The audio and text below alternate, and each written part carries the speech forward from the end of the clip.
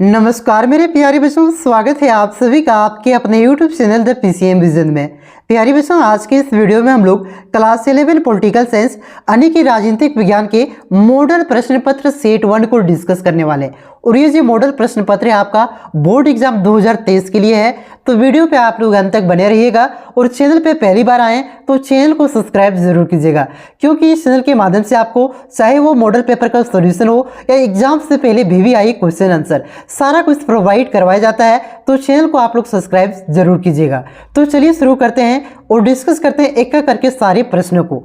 लेकिन उससे पहले यहाँ पे कुछ सामान्य निर्देश दिया गया है बच्चों, इसको हम लोग देख लेते हैं। तो देखिए, आप लोगों को मालूम होगा कि इस बार आप सभी की बोर्ड परीक्षा में सिर्फ ऑब्जेक्टिव क्वेश्चन पूछे जाएंगे और टोटल आपका 40 ऑब्जेक्टिव क्वेश्चन पूछा जाएगा और प्रत्येक क्वेश्चन आपका एक एक नंबर का रहेगा।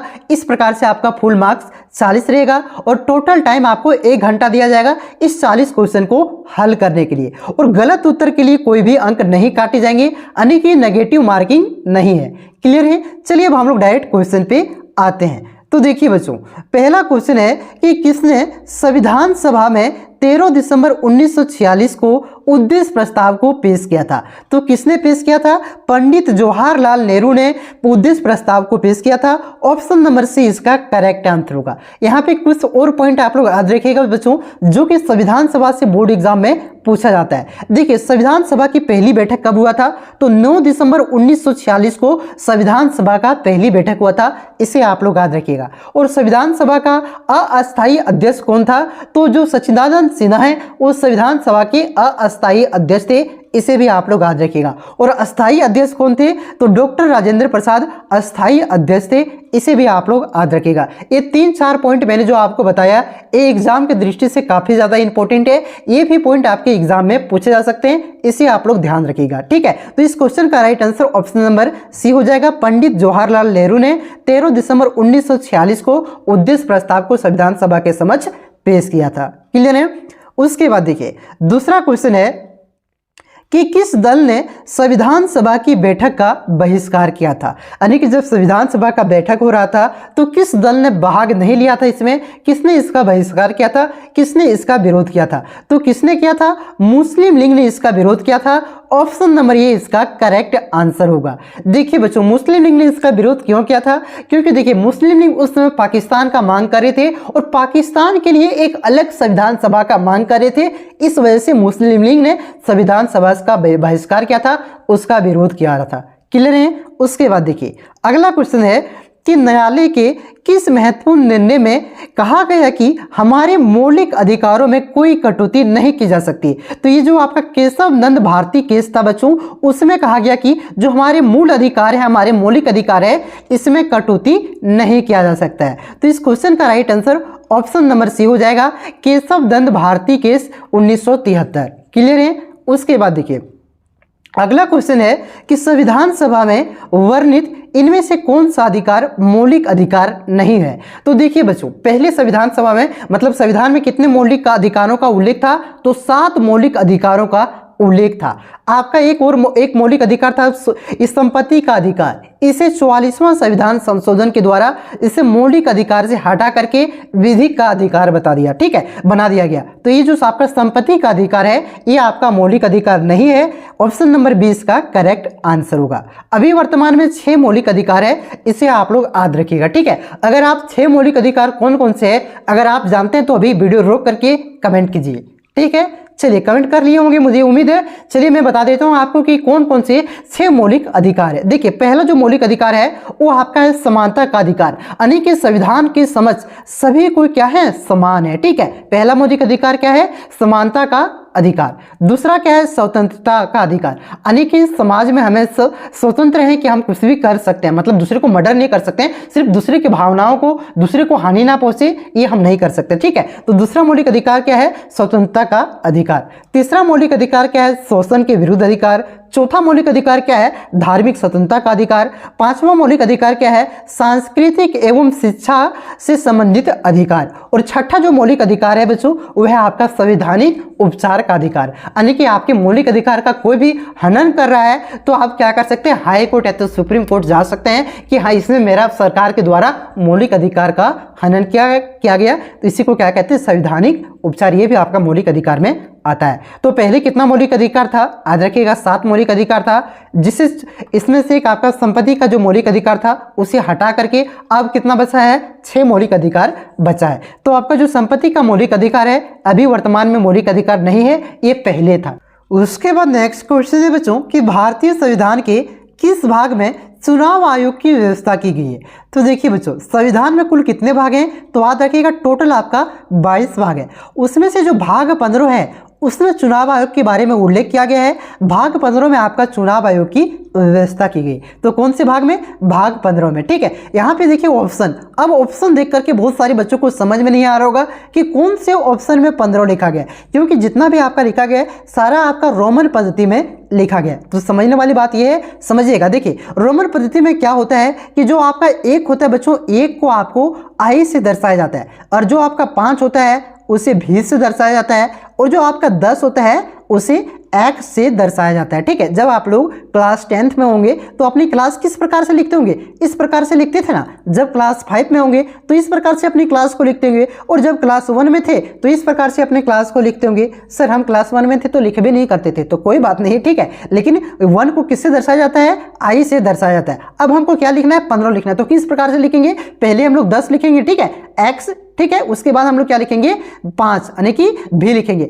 ये हो गया आपका क्या, 15। अब देखिए इस प्रकार से कौन से ऑप्शन में लिखा गया है, तो ऑप्शन 1 में लिखा गया है, ठीक है। इस प्रकार से रोमन पद्धति में आपका लिखा जाता है। तो ऑप्शन ये इसका करेक्ट आंसर होगा। यहाँ पे मैं कुछ और भाग के बारे में बता देता हूं जो कि एग्जाम में पूछा जाता है, ठीक है। जैसे भाग 16, भाग 16 में किसका उल्लेख किया गया है, किसकी व्यवस्था किया गया है, तो याद रखिएगा कुछ विशेष वर्गों के उपबंध के बारे में यहाँ पे व्यवस्था की गई है, उल्लेख किया गया है। जिसे आपका ST SC हो गया, जैसे अनुसूचित जनजाति, अनुसूचित जाति के बारे में किसमें लिखा गया है, तो भाग 16 में लिखा गया है। अब आपके मन पे आया होगा कि भाग 17 भी बता दीजिए ना सर। तो भाग 17 में किसके बारे में लिखा गया है, तो याद रखिएगा वेरी इंपॉर्टेंट है, राजभाषा के बारे में कौन से भाग में उल्लेख है, तो याद रखिएगा भाग 17 में राजभाषा के बारे में उल्लेख है। याद रखिएगा 18 में किसके बारे में उल्लेख किया गया है, तो आपातकालीन सेवा के बारे में, आपातकाल के बारे में किसमें उल्लेख किया गया है, तो भाग 18 में उल्लेख किया गया है। क्लियर है।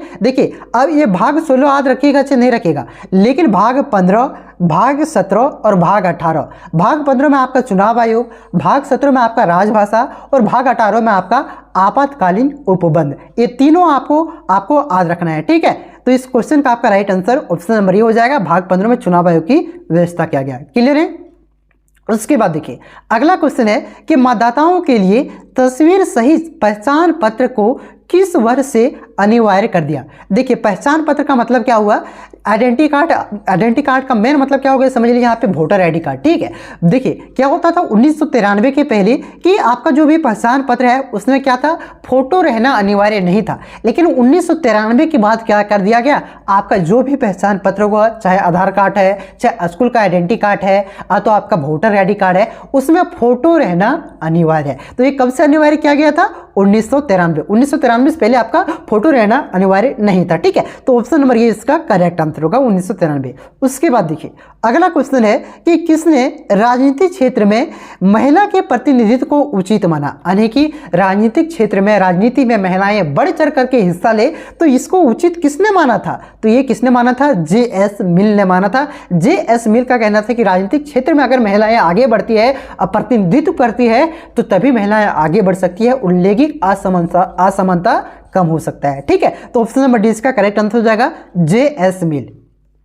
उसके बाद नेक्स्ट क्वेश्चन है कि राज्य के शासन में केंद्र का प्रतिनिधि किसे कहा गया है, तो किसे कहा गया केंद्र का प्रतिनिधि, जो आपका राज्यपाल है बच्चों, राज्यपाल को आपका केंद्र का प्रतिनिधि कहा गया है। क्योंकि जो राज्य में राज्यपाल का नियुक्ति होता है उसकी नियुक्ति कौन करता है, राष्ट्रपति के द्वारा इसकी नियुक्ति की जाती है, लेकिन प्रधानमंत्री की सलाह पर राष्ट्रपति नियुक्त करता है, और ये केंद्र का प्रतिनिधि होता है। जितना भी यहाँ पे देख रेख होता है, मतलब कि हाँ राज्य में सही से मुख्यमंत्री काम कर रहा है कि नहीं कर रहा है, ठीक है, कहीं कुछ और नहीं ना हो रहा है, भ्रष्टाचार नहीं हो रहा है, तो इसकी देख कौन करता है, ये राज्यपाल करता है, ठीक है। ऑप्शन नंबर 20 का करेक्ट आंसर हो जाएगा, एक केंद्र इसका प्रतिनिधित्व होता है।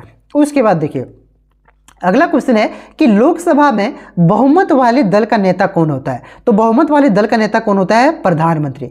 ऑप्शन नंबर सी इसका करेक्ट आंसर होगा। अभी बहुमत वाले दल कौन है? बीजेपी है। तो इसके नेता कौन है लोकसभा में? लोकसभा में इसके नेता कौन है? प्रधानमंत्री है, ठीक है, नरेंद्र मोदी। तो ऑप्शन नंबर सी इसका करेक्ट आंसर हो जाएगा। उसके बाद नेक्स्ट क्वेश्चन है बच्चों कि कोई मंत्री जो सांसद या विधायक नहीं है उसे कितने समय में सांसद या विधायक होना अनिवार्य होगा? तो देखिए बच्चों समझिएगा क्वेश्चन क्या बोल रहा है। देखिए कोई भी व्यक्ति अगर मंत्री बनना चाहता ना तो उसे क्या करना पड़ेगा? सबसे पहले सांसद या विधायक बनना पड़ेगा, तभी वह मंत्री बन सकता है। लेकिन फिर भी वह मंत्री पद का शपथ ले लेता है तो उसे कम से कम 6 महीना के भीतर उसे सांसद या विधायक बनना पड़ेगा, तभी वह उस पद पर रह सकता है। अगर वह 6 महीना के अंदर अंदर सांसद या विधायक नहीं बनता है तो उसे मंत्री पद से हटा दिया जाएगा। तो कितने माह के अंदर उसे सांसद या विधायक होना अनिवार्य है? तो 6 माह के अंदर उसे सांसद या विधायक होना अनिवार्य है। ऑप्शन नंबर 20 का करेक्ट आंसर होगा। क्लियर है? उसके बाद देखिए अगला क्वेश्चन है कि राज्यसभा को धन विधेयक पास करने के लिए कितना समय दिया गया है? देखिए बच्चों धन विधेयक सबसे पहले लोकसभा में प्रस्तुत किया जाता है, वहां पे वह पास होने के बाद उसे राज्यसभा में पेश किया जाता है। अगर राज्यसभा 14 दिन के अंदर अंदर उसे पास नहीं करता है तो क्या समझा जाएगा कि ये बिल उस तरह से अपने आप पास हो गया, ठीक है, उसे अपने आप पास समझा जाएगा। राज्यसभा धन विधेयक को रोक नहीं सकता है, ठीक है। तो कितने दिन के अंदर उसे पास करना अनिवार्य है? तो 14 दिन के अंदर उसे पास करना अनिवार्य है। अगर 14 दिन के अंदर वो पास नहीं करता है तो वह क्या समझा जाएगा कि ये बिल अपने आप पास हो गया है, ठीक है। तो वही क्वेश्चन है आपका कि धन विधेयक पास करने के लिए कितना समय दिया गया है? 14 दिनों का समय दिया गया है। 14 दिन के अंदर उसे पास करना पड़ता है। क्लियर है? उसके बाद देखिए अगला क्वेश्चन है कि किसी राज्य के विधानसभा में अधिकतम कितने सदस्य हो सकते हैं? यानी कि किसी भी राज्य के विधानसभा में अधिकतम कितने सीट हो सकते हैं? तो अधिकतम आपका 500 सीट हो सकता है, इससे ज्यादा सीट नहीं हो सकता है, और न्यूनतम आपका 60 सीट हो सकता है। दोनों आप लोग याद रखिएगा, यहाँ पे अधिकतम मॉडल पेपर में है तो हो सकता है आपका बोर्ड एग्जाम में न्यूनतम पूछा जा सकता है, ठीक है। अधिकतम 500 सीट और न्यूनतम आपका 60 सीट अनिवार्य है कोई भी राज्य के विधानसभा में, ठीक है। क्लियर है? तो ऑप्शन नंबर डी इसका करेक्ट आंसर होगा। उसके बाद देखिए एक क्वेश्चन याद रखिएगा कि झारखंड के विधानसभा में टोटल कितना सीट है? तो याद रखिएगा 81 सीट है, ठीक है। झारखंड में कितना सीट है? 81 सीट है। और सबसे ज्यादा कौन से राज्य का सीट है? तो सबसे ज्यादा आपका 405 या तो 404 आपका उत्तर प्रदेश में, ठीक है। वहां पे सबसे ज्यादा 404 या 405 उत्तर प्रदेश में विधानसभा का सीट है, ठीक है। सबसे 500 से ज्यादा किसी भी राज्य का नहीं हो सकता और 60 से कम किसी भी राज्य का नहीं हो सकता है। क्लियर है? चलिए अगले क्वेश्चन पे आते हैं। अगला क्वेश्चन है कि इनमें से कौन भारतीय संसद का अंग नहीं है? तो देखिए बच्चों हम लोग जानते हैं कि भारतीय संसद के कितने अंग हैं? टोटल 3 अंग हैं। कौन कौन? एक आपका राष्ट्रपति, एक आपका लोकसभा और एक आपका राज्यसभा। ये सब क्या है? भारतीय संसद के अंग है। ये आपका प्रधानमंत्री जो है ये आपका क्या है? भारतीय संसद का अंग नहीं है। 3 ही अंग होता है, राष्ट्रपति, लोकसभा और राज्यसभा। बहुत ही इंपॉर्टेंट क्वेश्चन था, तो इस क्वेश्चन का right answer option number D हो जाएगा। उसके बाद देखिए नेक्स्ट क्वेश्चन है कि किसी विधायक दल के कितने सदस्य एक साथ अपनी पार्टी छोड़कर किसी अन्य पार्टी में शामिल होते हैं तो उन्हें दल बदलू नहीं माना जाएगा? तो कितने विधायक? 2/3 विधायक, यानी कि 2/3 विधायक किसी भी पार्टी का दूसरे पार्टी में चला जाता है तो उसे दल बदलू नहीं माना जाएगा, ठीक है। देखिए क्या होता है अगर कोई भी, देखिए मान के चलते हैं, मान लेते हैं हम किसमें JMM से चुनाव लड़े, ठीक है, किससे?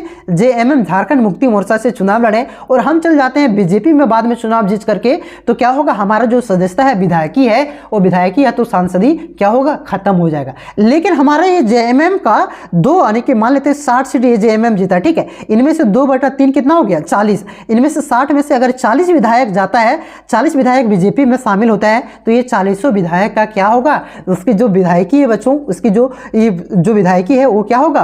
वो रद्द नहीं किया जाएगा, उसकी सदस्यता रद्द नहीं किया जाएगा, उन्हें दल बदलू नहीं माना जाएगा, क्योंकि 2/3 यानी कि आधा से अधिक विधायक उसके दूसरी पार्टी में शामिल हो रहा है तो ये क्या माना जाता है कि पूरा पार्टी शामिल हो गया, ठीक है। तो कितने तिहाई? अगर 2/3 सदस्य, अगर 2/3 सदस्य दूसरी पार्टी में शामिल होते तो उन्हें दल बदलू नहीं माना जाता और उनकी सदस्यता भी नहीं जाती। तो ऑप्शन नंबर 20 का करेक्ट आंसर हो जाएगा।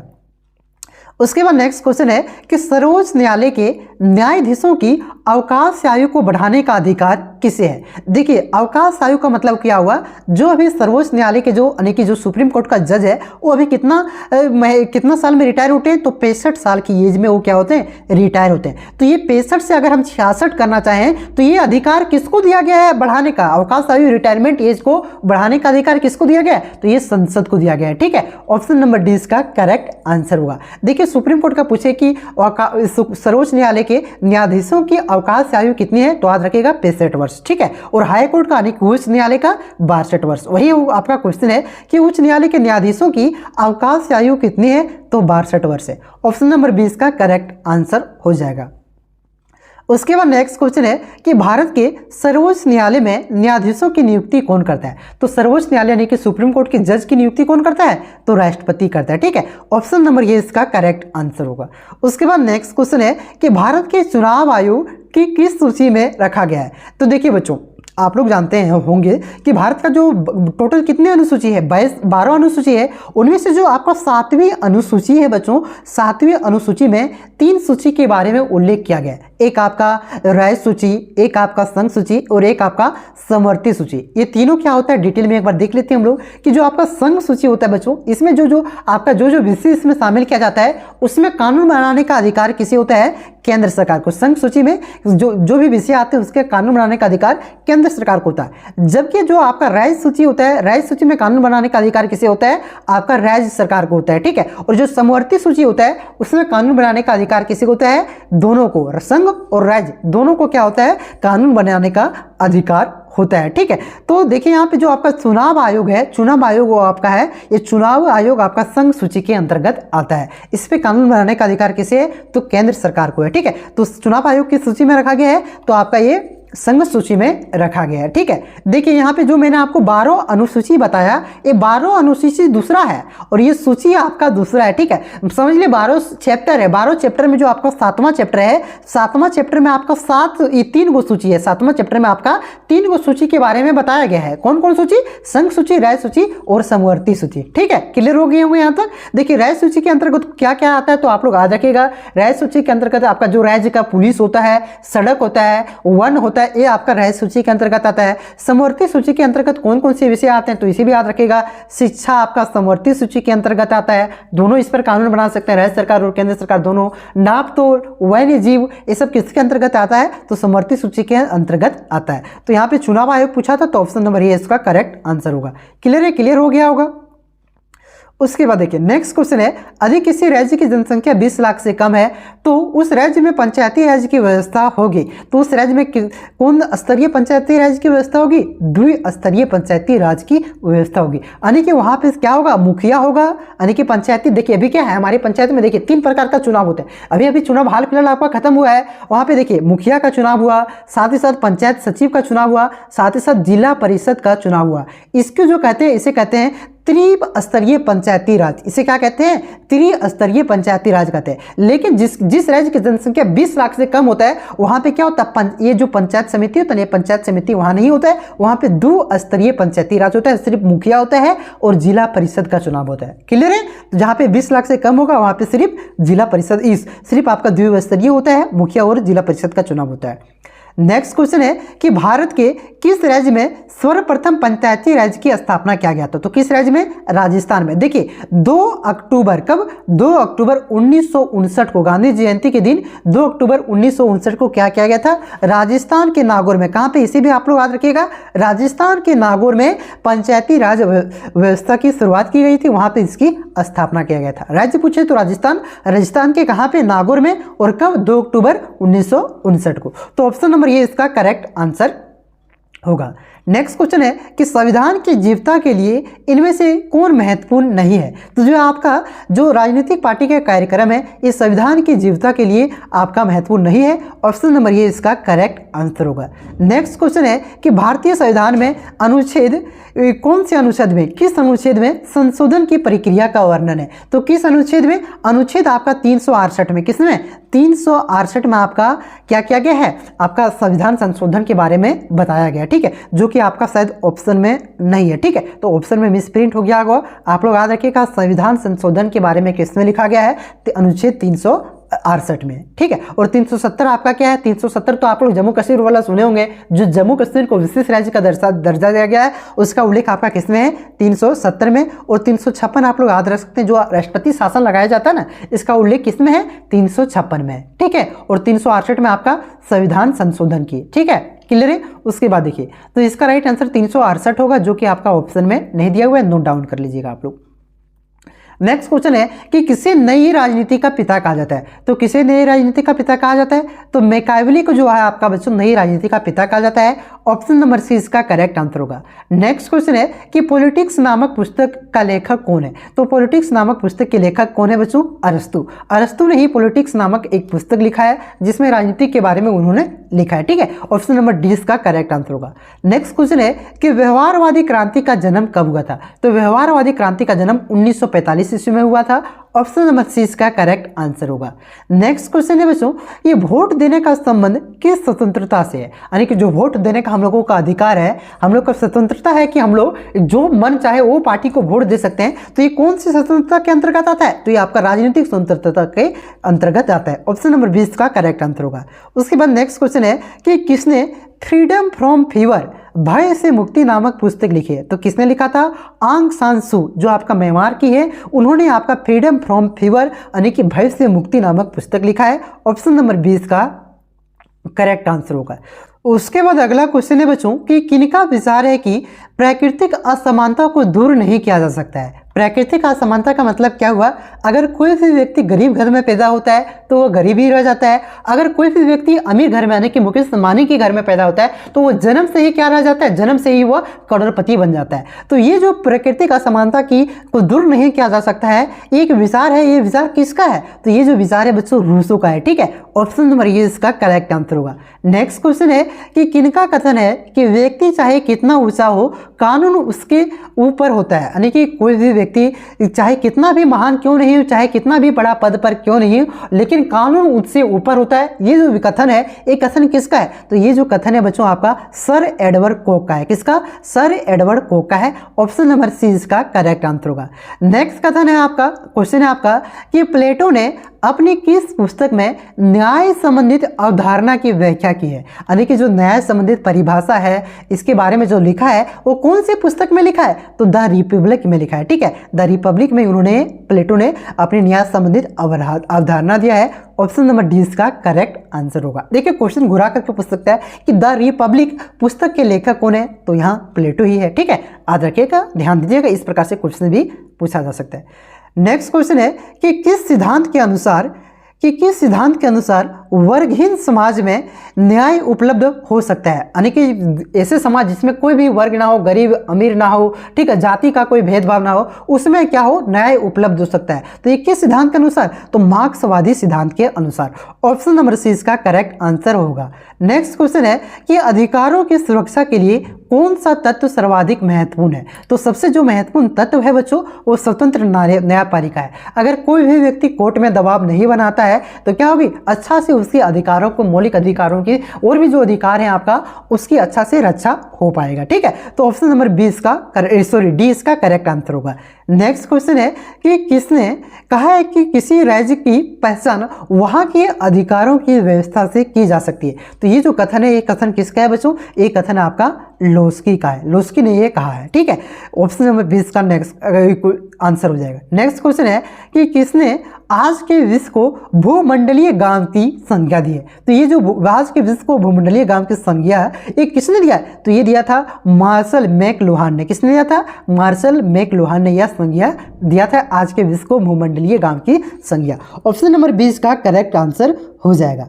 नेक्स्ट क्वेश्चन देखिए, नेक्स्ट क्वेश्चन है आपका कि एक व्यक्ति एक वोट का सूत्र किसने दिया था, यानी कि एक व्यक्ति एक ही वोट दे सकता, चाहे वह गरीब हो या अमीर हो, ठीक है। तो ये जो आपका सूत्र है बच्चों, ये जो सिद्धांत है आपका, ये सिद्धांत किसने दिया था, तो ये जो आपका सिद्धांत है आपका बेंथन ने दिया था। ऑप्शन नंबर ये इसका करेक्ट आंसर हो जाएगा। उसके बाद देखिए अगला क्वेश्चन है कि इनमें से कौन सर्वश्रेष्ठ राष्ट्रवाद है, तो जो आपका उदारवादी राष्ट्रवाद है ना, ये आपका सर्वश्रेष्ठ राष्ट्रवाद है। ऑप्शन नंबर डी इसका करेक्ट आंसर होगा। अगला क्वेश्चन है कि किसने कहा कि राष्ट्रवाद एक पूंजीवादी अवधारणा है। तो ये किसने कहा था बच्चों? ये कहा था आपका कार्ल मार्क्स ने। कार्ल मार्क्स ने क्या कहा था? जो राष्ट्रवाद है ना, ये क्या है? एक पूंजीवादी अवधारणा है, न कि साम्यवादी अवधारणा। ठीक है, तो ऑप्शन नंबर डी इसका करेक्ट आंसर हो जाएगा। गला बैठ गया जी, तब से भूख रहे हैं, समझ लो। चलिए क्वेश्चन पे आते हैं। देखिए अगला क्वेश्चन है कि धर्म लोगों के लिए अफीम है। या किसने कहा था कि जो धर्म है वो लोगों के लिए अफीम है, नशा का काम करता है। ठीक है, अफीम आप लोग जानते हैं, नशा के लिए, नशा का एक व्यक्ति होता है अफीम। ये मतलब नशा जिस तरह से दारू होता है ना, मतलब जिस तरह से गांजा होता है, जिस प्रकार से आपका ये क्या बोलते हैं उसको, जो रे पंजाब वाला लोग लेता है, सॉरी मतलब जो आपका विदेशियन लेता है वो सब क्या बोलता है? ड्रग्स। हाँ, ड्रग्स के जैसा होता है आपका अफीम। तो यह किसने कहा था कि जो धर्म है वो ड्रग्स के जैसा होता है, नशा के जैसा होता है, अफीम के जैसा होता है? तो यह कहा था आपका कार्ल मार्क्स ने। ऑप्शन नंबर 20 का करेक्ट आंसर होगा। नेक्स्ट क्वेश्चन है, किस आधार पर भारत एक धर्मनिरपेक्ष राज्य है? तो किस आधार पर? क्योंकि यहाँ पे सभी धर्मों को क्या किया जाता है? एक समान माना जाता है, कोई भी धर्म से भेदभाव नहीं किया जाता है। तो इस आधार पर हम क्या कह सकते हैं कि भारत एक धर्मनिरपेक्ष राज्य है। क्लियर? तो यहाँ पे ऑप्शन नंबर डी इसका करेक्ट आंसर होगा। उसके बाद आखिरी क्वेश्चन है कि सबसे पहले किसने राजनीतिक विकास के सिद्धांत का प्रतिपादन किया था? तो ये किसने किया था बच्चों? सबसे पहले लुसियन डेवलुपाई ने। किसने? लुसियन डेवलुपाई ने सबसे पहले राजनीतिक विकास के सिद्धांत का प्रतिपादन किया था। तो ये मैंने आपको टोटल 40 क्वेश्चन जो आपके मॉडल पेपर में था, ये मैंने आप सभी को बता दिया बच्चों।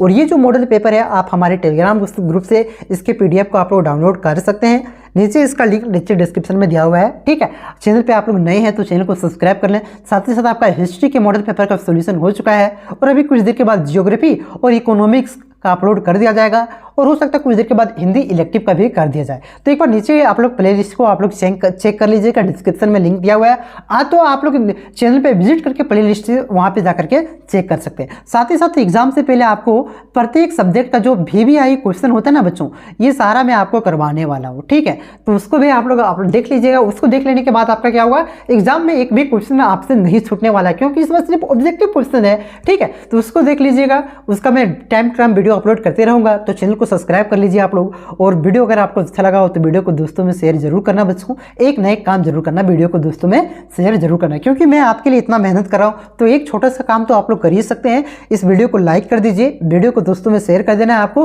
और चैनल पे नए हैं तो चैनल को सब्सक्राइब कर लीजिएगा, क्योंकि चैनल के माध्यम से आपको अच्छी तरह से जिस प्रकार से समझा करके आपको मैंने बताया ना, उस प्रकार से सारे क्वेश्चन का आपका सॉल्यूशन करवाया जा रहा है और आपको VVI क्वेश्चन भी करवाया जाएगा। ठीक है, चलिए मिलते हैं नेक्स्ट वीडियो में। तब तक के लिए जय हिंद, जय भारत, जोहार झारखंड।